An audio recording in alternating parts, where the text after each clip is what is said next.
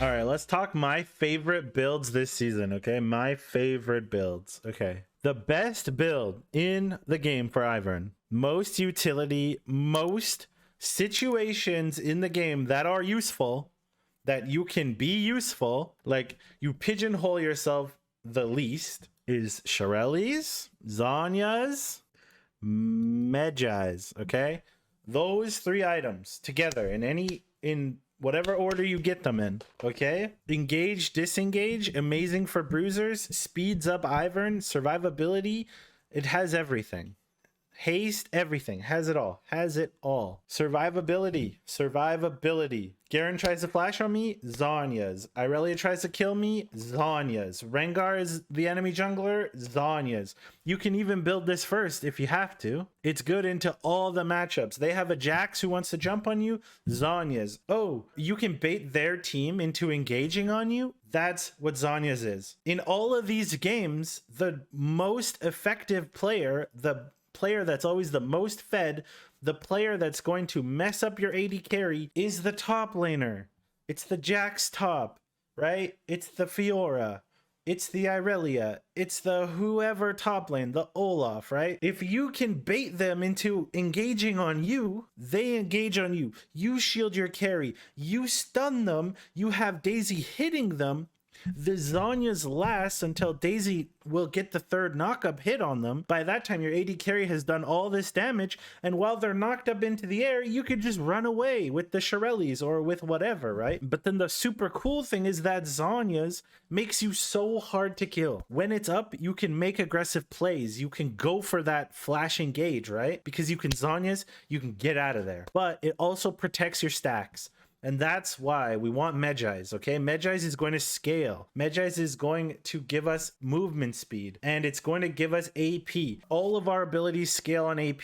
Daisy scales on AP. If you want Daisy to not die in one hit to everything, you need a little AP in your build, okay? But the best part about this build is it's so flexible, right? If I start smashing my opponents, what do? Oh, look at that. Looky here. Looky what I can buy. Oh, Death Cap. Oh, that's a pretty good one. Oh, that one's so good. I love Death Cap. Oh, I could buy, oh, wow, Void Staff. Wow, now I have a full AP build. Like, this is like 600 AP. I had early game, I was the support my team needed. Late game, I was able to provide damage for my team if we don't have another AP source, or we need that little extra damage to get through those bruisers, right? But hey, we don't even have to do this, okay? We could get these out of here. Let's say the game is going poorly and you have these two items and you're sitting like this, right? If the game's going poorly, you're not going to upgrade the Medjai's right away. What are you going to do? Maybe you need redemption to get back into the game. Maybe you need Mikhail's. Maybe you need to help your Kassadin with Staff of Flowing Water. Maybe you're going to need Grievous Wounds, right? It's so flexible, this build. All of these items are viable. Every single one of them, right? Oh, the fights are lasting really long time and the enemy team has a lot of damage over time, like Leandry's and what's it called? Demonic Embrace, right? These fights are lasting forever. It's a push-pull. Everyone's tanky. Nobody's really bursting anyone. Okay, well, we probably don't need this. Boom. It's the exact same build. It just fits a different role. Our team has tanky engagers on it, and we can keep them alive forever. Oh, all of a sudden, I got a Maokai top on my team or something? These two items are crazy valuable, and you might not even need the Zanya's. Oh, they have a lot of AP? Bam, get the Banshee's Val. Every one of these items can be moved in and out depending on the game situation, right? Oh, the enemy team is trying to dive us. They have a bunch of characters that are going to all in engage frontline that are going to be low range bruisers. Okay, maybe we don't need this.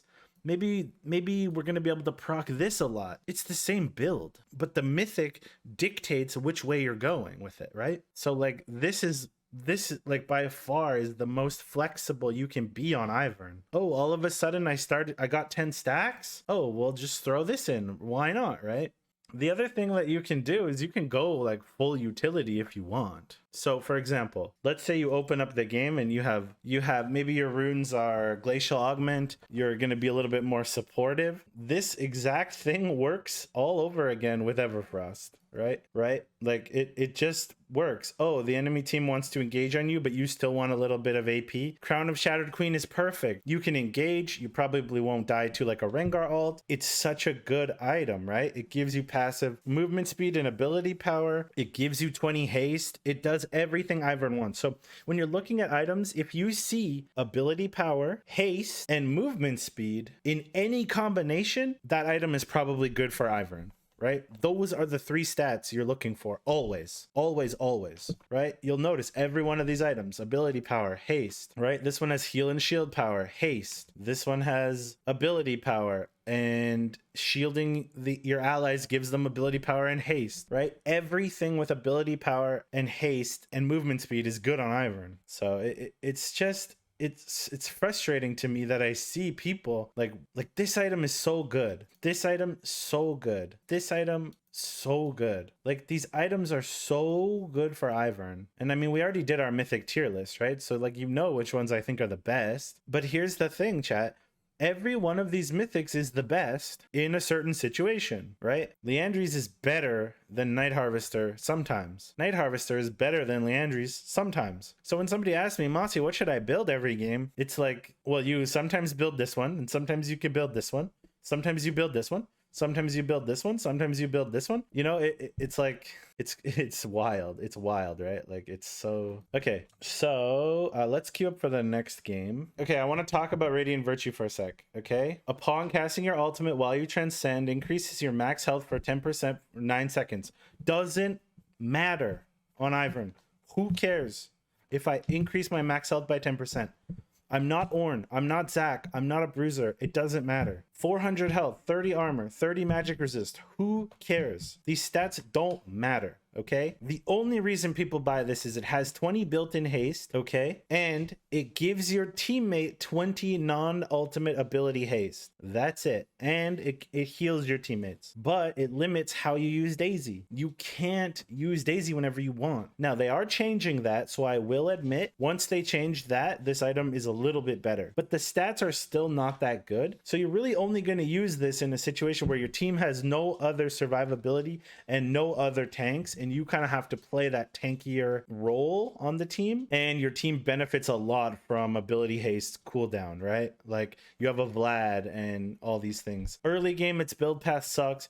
Mythic passive is useless. 100 extra health, who cares? Ivern is tanky from a lot of shields and a lot of ability power, and Daisy and all of these things combined make a perfect puzzle for Ivern. And this item just doesn't fit into that puzzle. So I think it's bad, and I'm not going to build it after the changes, and I don't build it now. So there you go. There's my review. I actually think, where is it? I think this item can be really good. I'm trying to put all the items that are good. I'm trying to put them like in here so that you guys can see which ones I use in most of my games. Because I'm not sure I've ever really told you. I think this one is interesting. I kind of want to try this one, but I think they removed that you can stack your, the tier on the camp. So maybe it's bad now. I haven't tried it since I played it a little while ago. Okay, so this goes in here. That's definitely a good one. This is very situational. I would rank this like C tier. Maybe like chat says, only when you have mandate. This can actually be quite good if you have a carry you want to keep alive, Knight's Vow. Like for example, if you do want to run Radiant Virtue, you're gonna run Redemption, Radiant Virtue, Knight's Vow probably. Those are quite good together. Pretty interesting stuff, honestly. Pretty interesting stuff. Moonstone belongs up here. Am I missing any mythics here? I think this one is not good. What am I missing? What am I missing? I'm missing Morello. You don't want Chemtech anymore? You want Morello. Where is it? Well, I mean, you don't even want Morello. You want to sit on... Really? You just want to sit on the orb until like your last item. Yeah, I think that's pretty much it.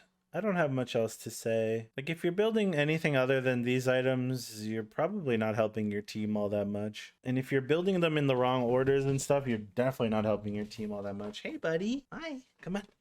Oh, hey, How are ya? Oh, I forgot.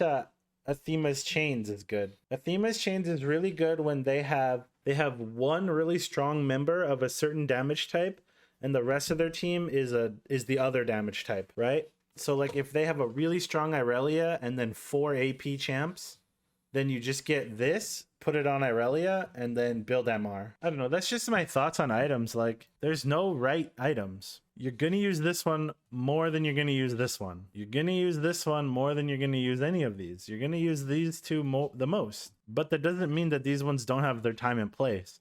They're just very specific, right? Yeah, I think people don't build Banshees enough. It's so good. And the fact that the enemy has to second guess engaging on you is worth its weight in gold, man. What about Morello second or third with the new 10 magic pen it has if AP?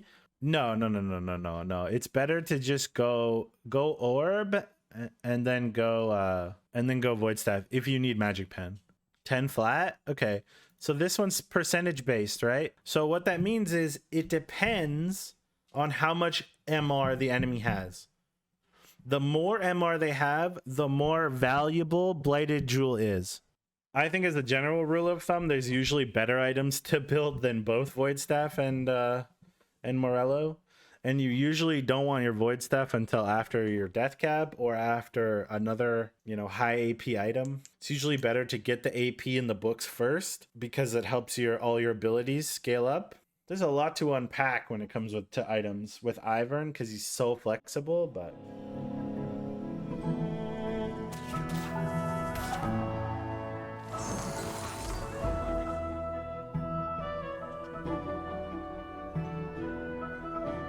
Scuttles, you're a gentle crab.